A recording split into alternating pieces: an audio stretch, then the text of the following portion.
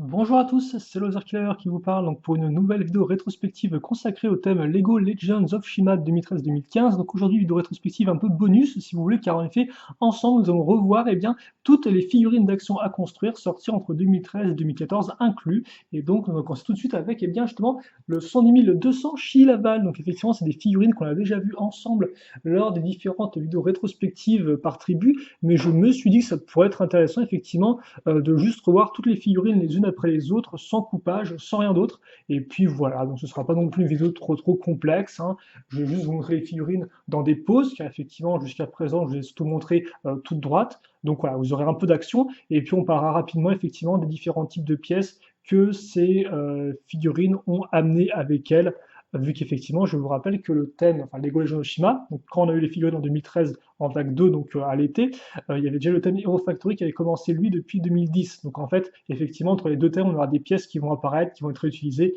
etc. etc. Et donc le 110 200 Chi Laval, voilà, donc forcément les versions Chi en fait des figurines, c'est quand elles entre guillemets absorbent le Chi dans leur bouclier, comme vous pouvez le voir ici, enfin dans leurs armures, plutôt dans leur plastron, et donc pendant un bref instant, on voit une sorte d'énergie élémentaire se libérer des personnages, et donc l'énergie élémentaire, eh bien, a cette forme-là en fait, si vous voulez. Voilà. Donc c'est ça que représentent ces figurines d'action version Chi. C'est cette espèce de force élémentaire.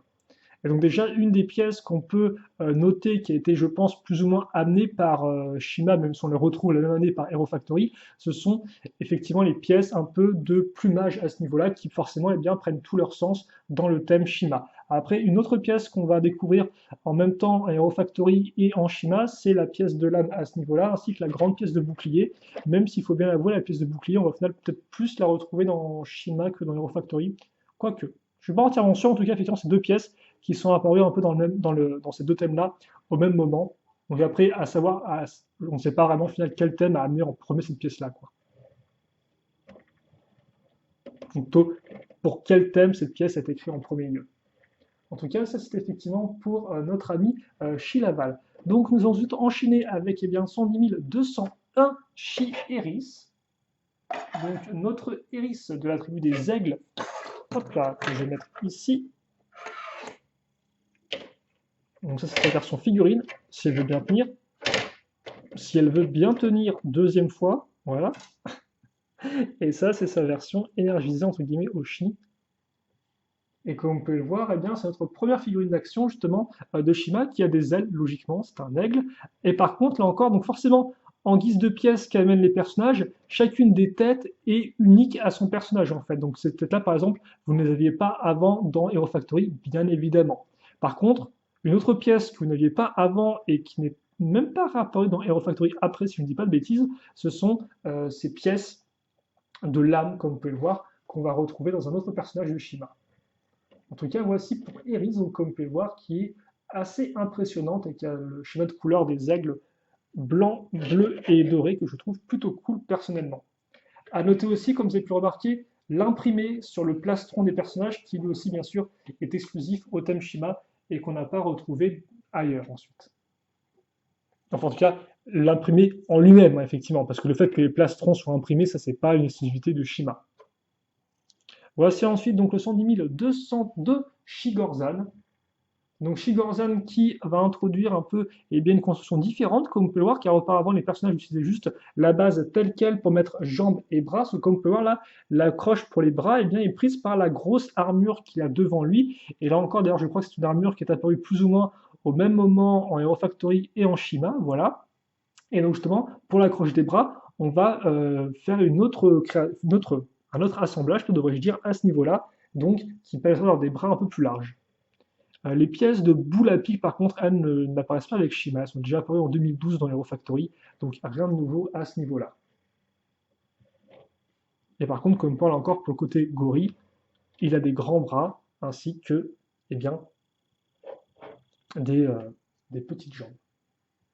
Et les grosses pièces de platoon aussi, comme vous êtes pu voir au niveau des mains là, ça c'est aussi apparu avant dans Hero Factory, en 2012 d'ailleurs, 2012 vague 2, pour être un peu plus précis.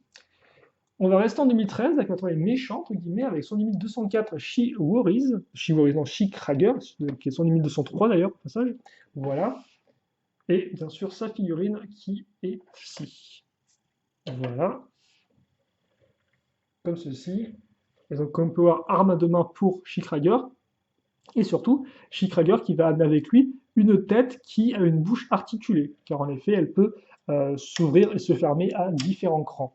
Voilà, et donc ça, effectivement, on ne l'a même pas retrouvé, si je ne dis pas de bêtises, dans Hero Factory avant 2014. Donc c'était un peu une première, car là encore, avant ce thème, effectivement, alors effectivement, avant, il y avait Bionic, puis après, il y a eu Hero Factory à partir de 2010, vague 2, donc de la vague d'été. Et c'est vrai qu'effectivement, entre-temps, alors en 2011, enfin en 2000, alors 2010, oui, si en 2011 et 2012, je crois, on a aussi eu une vague de figurines d'action Ben 10 ainsi qu'une vague de figurines d'action Super Heroes. Donc là encore, c'est des vagues qui ont introduit certains éléments, mais aucune des deux n'a introduit effectivement une tête qui pouvait avoir une bouche qui s'ouvrait et se fermer. Donc ça, par contre, c'est arrivé en premier dans Shima. Puis vous avez donc She Worries, le 10204, donc effectivement, donc le représentant des loups, comme vous pouvez le voir. Et donc son représentant format figurine, le voici. Et donc au code, d'ailleurs, vous n'aurez pas remarqué, parce que c'est vrai que je mets pas vraiment l'accent dessus, mais si un personnage a, entre guillemets, un côté un peu asymétrique, cela se retrouve au niveau de son apparence de grosse figurine. Par exemple, effectivement, She-Krieger a une sorte de cicatrice au niveau de l'œil gauche, tout comme la version figurine de Krieger de base. Pièces de lame aussi utilisées là, qui vont revenir par la suite dans Hero Factory, normalement, si je ne me trompe pas. Par contre, les pièces de scie circulaire, elles, ne sont pas nouvelles, elles sont apparues bien avant dans d'autres thèmes.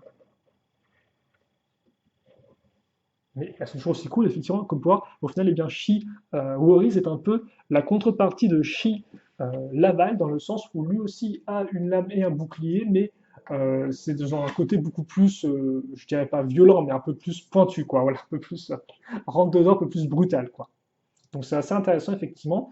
Et autre contrepartie, effectivement, avec She Razar, donc le 10205, qui représente les corbeaux, et donc forcément contrepartie d'animal volant vis-à-vis de notre ami Eris. Bon, par contre, effectivement, autant Razar de base a un crochet au niveau de sa main, autant là, ils n'ont pas repris le côté du crochet. C'est à noter. Alors, par contre, c'est juste gentil si tu pouvais tenir, toi. Voilà. Et par contre, comme vous pouvez voir, tout comme justement Eris, il reprend ces deux pièces de lame-là en rouge, et là encore, donc des pièces qu'on ne retrouvera pas plus tard. Alors que pourtant, honnêtement, elles ne sont pas si mal que ça. Ça peut faire des bonnes lames. Et donc ça, eh bien, c'était notre sixième et dernier personnage pour notre vague de figurines 2013. Donc maintenant, nous passons en 2014. Alors, il faut savoir qu'en 2014, dans Shima, je vous le rappelle pour ceux qui arriveraient un peu en cours de route, il y a eu donc deux vagues en fait. Donc la première vague était la vague du royaume oublié, avec trois nouvelles tribus de méchants, à savoir les scorpions, araignées, chauves-souris, et une nouvelle espèce entre guillemets de gentils qui étaient les rhinocéros. Sauf que, eh bien, il n'y a eu aucune vague de figurines d'action pour eux, donc vous n'avez pas de scorpions ni autres en figurines d'action. Alors j'ai eu quelques fans qui avaient essayé de faire des figurines en faisant des propres moules de leur tête et tout, mais ça reste effectivement des travaux de fans, et là, des créations de fans.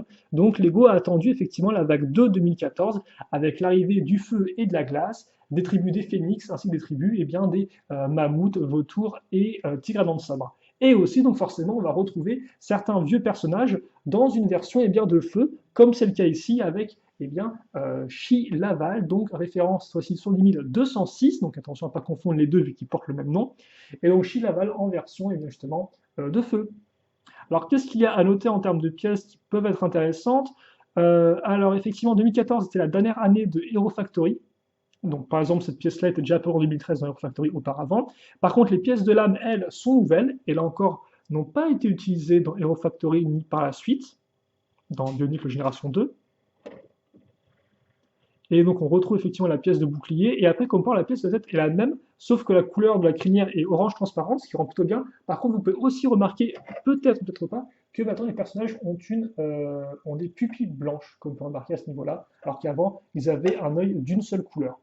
Donc ça, c'est aussi une petite différence. Je préfère peut-être quand ils avaient un œil d'une seule couleur, vu que des fois les pupilles rendent un peu mal sur les personnages, mais bon, après, c'est une question de goût. Et comme on peut le voir aussi, armure imprimée, alors qu'avant, on n'avait que des armures de couleur simple, hormis pour les plastrons.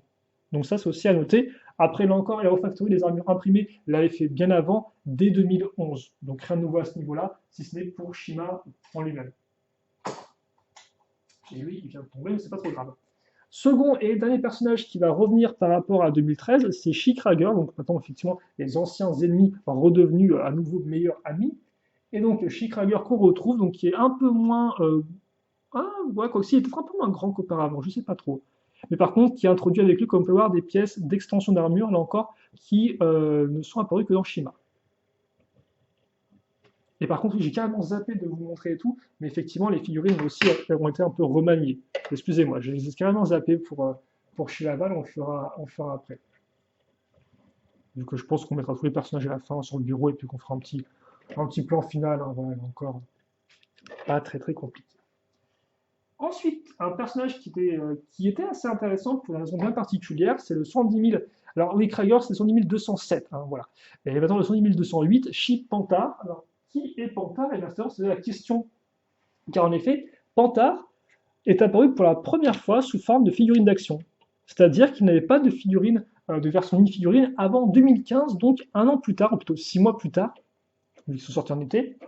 Et donc, c'est vrai que au début, on ne savait pas trop qui était Panzer, on savait qui était ce personnage mystérieux, qui est-il, d'où vient-il. Et donc, de là venait effectivement ce côté un peu mystérieux. Ça, c'est vraiment intéressant parce que pour une fois, ils ont pris avantage des figurines d'action. Alors, peut-être qu'aussi, c'était des questions de planning qu'ils ne peuvent pas faire différemment.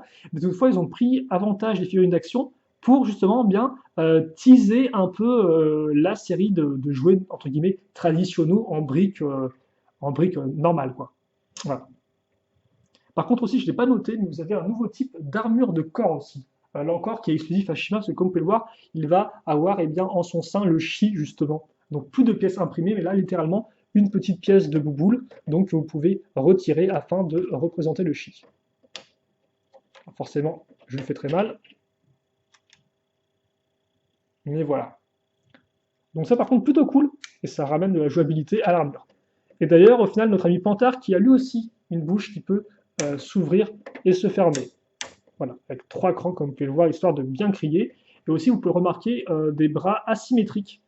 Lui qui a un bras qui est plus grand que l'autre, et l'autre aussi qui est un peu plus petit et qui a du orange transparent. Et ça, effectivement, ce côté asymétrique, on ne l'avait pas vraiment, maintenant, on l'avait pas en 2013, mais on va l'avoir en 2014, effectivement, quand on va aborder les tribus de glace, surtout, car en effet, les tribus de glace qui ont été lourdement endommagées par leur période de congélation continue. Et donc, c'est par exemple le cas de Shimongoose, le 70 209, donc qui représente les mammouths. Alors, Shimongoose, qui est une figurine au final qui n'est pas si grosse que ça quand on sait que, effectivement, en version mini-figurine, eh bien, c'est une Big Fig. Donc là, elle est beaucoup plus grosse qu'une figurine traditionnelle, mais comme on peut voir, au final, en version figurine d'action, elle n'est pas si importante que ça. Par contre, la tête est très bien faite, vraiment très très bien réalisée. Donc, il a un marteau, comme vous pouvez le voir, et pour le reste, justement, cette notion d'asymétrie, alors ne se répercute pas vraiment en termes de longueur, parce que par exemple, les jambes sont de la même longueur, mais pas de la même couleur, et les armures ne sont pas les mêmes. Par exemple, ici, vous avez une armure effectivement imprimée, alors que là, vous n'avez que des armures bleues transparentes, pour représenter justement ce côté gelé qu'ont les figurines de base. Voilà. Et on approche de nos dernières figurines. Alors avant ça, justement, vous avez alors Shivardi, représentant des vautours. Voilà. Avec sa scie circulaire. Alors par contre, c'est vrai qu'effectivement, en termes d'armes, les armes ne sont pas spécialement fidèles aux armes qu'ont les mini-figurines. Car en effet, aucun vautour n'a d'arme avec une scie circulaire dedans, quoi. Par exemple, idem, Gorza a une sorte de gros marteau, enfin une sorte de boule jetant à pic, il n'a pas de boule à pic, là encore il y a des marteaux mais pas de boule à pic, quoi. Donc c'est vrai que les armes sont pas vraiment représentatives des figurines, quoi. Mais bon, après, ça n'empêche pas les armes d'être pas mal. Et comme on peut voir, donc, effectivement, notre Chi Vardy, alors référence en 10210, ce que je n'avais pas dit, qui est notre troisième personnage avec des ailes, mais pas le dernier, attention. Et donc là, ils sont partis pour des choses beaucoup plus simplistes, comme vous pouvez le voir. Et d'ailleurs, effectivement, elles rendent quand même un peu moins bien que les ailes de vautour et de. Donc, les ailes de corbeau et d'aigle, hélas, je dois avouer, même si elles sont un peu plus fines. Elles ont ce côté un peu plus cassé, mais bon. Par contre, vous pouvez noter l'apparition d'une nouvelle pièce, encore nouveau moule, qu'on ne retrouvera que dans Shima. Et c'est vrai qu'effectivement, Shima a aussi introduit des pièces de couleur un peu. Normalement, c'est eux qui ont introduit des pièces de couleur un peu caramel, un peu beige, comme ça, beige foncé. Et ça, il faudra attendre au Star Wars avant d'en retrouver, si je ne dis pas de bêtises, car effectivement, maintenant, le thème de figurine d'action, c'est Star Wars. Donc, comme vous pouvez le voir, on est revenu à la licence au final, à ce niveau-là. On va maintenant finir avec les deux gros, car en effet, la plupart des modèles que je vous ai montrés jusqu'à présent coûtaient 14,99 €. Mais maintenant, on va prendre les deux modèles qui coûtent 19,99 €. Le premier, c'est le 10211 Chief Luminox, donc qui va représenter bien les Phoenix. Et donc, ce sera lui, notre quatrième et dernier personnage avec des ailes.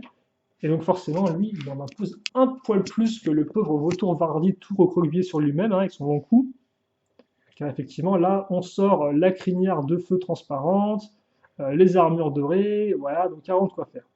Alors ça que je n'ai pas précisé, mais il faut savoir que tous ces personnages pouvaient être reconstruits au sein de combinaisons par deux, voilà, donc dès 2013. Donc par exemple, vous aviez, je sais plus, mais voilà, mettons, vous pouvez combiner Krager et Laval pour faire un nouveau personnage, voilà. Et donc les instructions se trouvaient en ligne. Et en 2014, eh bien, on a en fait un autre type de combo, car effectivement, tous les personnages en fait, ont un combo avec Fluminox. Donc par exemple, tous les personnages de feu doivent se combiner avec Fluminox exclusivement. Et d'ailleurs, vous avez même deux combos en fait avec Fluminox et Laval, donc qui ont tous deux une forme différente. Autre mécanisme, le mécanisme d'ouverture des ailes, comme vous pouvez le voir donc, de Phoenix à ce niveau-là. Comme ceci. Donc effectivement, ce côté combinaison est encore qui était présent dans Bionic, même enfin, dans tous les thèmes de figurines d'action depuis très longtemps, et donc encore présent dans Shiva. Alors oui, rapidement, avant de finir, juste, Pantare, auquel on ne l'a pas remarqué, il a sur son front un symbole, là encore un symbole mystérieux qui faisait un peu grandir le mystère, et au final qui s'est révélé être la carte vers les ailes de, enfin les plastrons à ailes de Phoenix, plutôt devrais-je dire, que les personnages devaient chercher en 2015.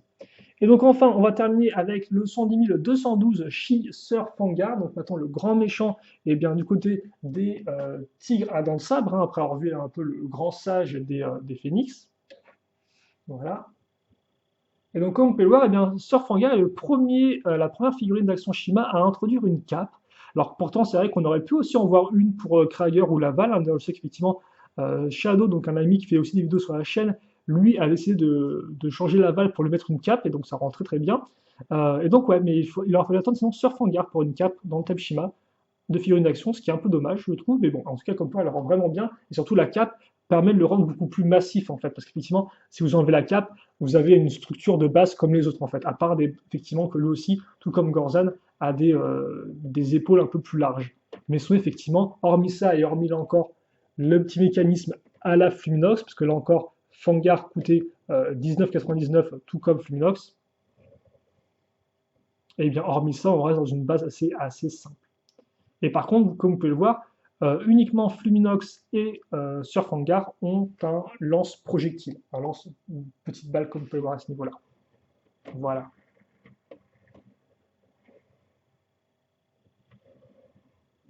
Et donc, c'est tout pour cette petite présentation des les différentes figurines d'action. Je vais maintenant donc toutes les poser, alors très rapidement en fait, je ne vais pas changer les poses, je vais juste toutes les mettre ensemble sur le bureau et faire un petit plan général, voilà. Donc voilà, c'est juste histoire d'avoir au moins une vidéo un peu plus propre pour tout ce qui est figurines d'action, pas juste qu'elles soient un peu toutes dispersées au sein de des différentes vidéos. Je pense que c'était utile de faire ça, voilà, après à vous de me le dire si c'était ou pas. Et donc on va opter peut-être ouais, une division gentil-méchant éventuellement. Bon, forcément, ça veut dire que Krager sera aussi du côté des gentils, vu que forcément il devient gentil, entre guillemets, enfin, il redevient gentil lors de la période de feu, mais c'est pas très très important. Alors par contre, la question c'est est-ce qu'on peut toutes les poser? Parce que là encore, autant les sets Lego normaux, entre guillemets traditionnels, ça va, autant les figurines d'action, ça prend très rapidement beaucoup de place. Donc ça, c'est la question, est-ce qu'on peut mettre tout le monde? Je pense qu'on peut mettre tout le monde si on les serre un peu et qu'on les met à l'arrière. Par exemple, comme Surf Hangar, donc par contre, excusez-moi 2 secondes, je vais juste me lever, déplacer ça. Et il y a quand même de la figurine à l'air. Hein. Donc voilà, donc j'espère que cette petite présentation vous aura plu, et même ça peut aussi vous servir si vous ne connaissiez absolument rien aux figurines d'Action Shima. Au moins, vous avez pu toutes les voir assez rapidement, je pense, avec une qualité plutôt correcte. Donc voilà.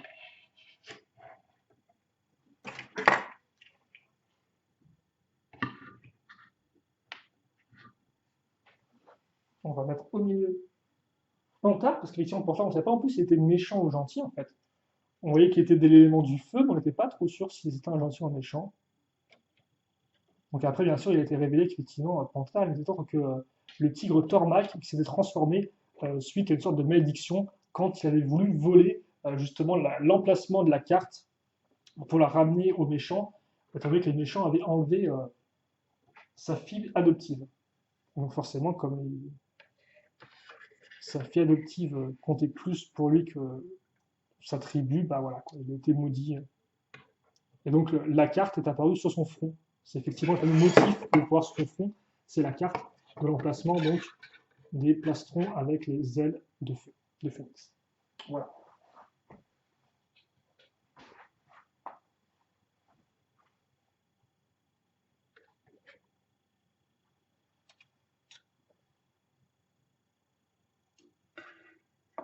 Et on a bientôt fini, donc merci de votre patience.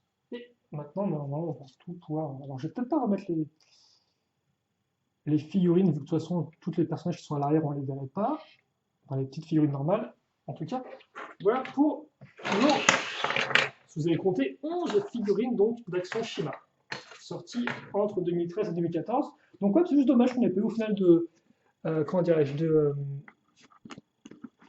de figurines pour la première vague 2014, parce qu'honnêtement, des figurines scorpions, araignées ou chauves-souris, j'aurais bien aimé voir ça, mais bon, il faut croire qu'effectivement, il y a quand même un budget limité, et que Lego a préféré tout mettre derrière les figurines de la vague 2 2014, que je peux aussi comprendre, qu'effectivement, c'est une vague quand même peut-être un peu plus importante, et pas entre guillemets juste une vague de transition, si je puis dire ainsi, donc je peux comprendre aussi ce côté-là. Par contre, on va juste essayer de voir si on peut mettre un peu plus de lumière sans spécialement brûler les blancs des ailes, des aigles.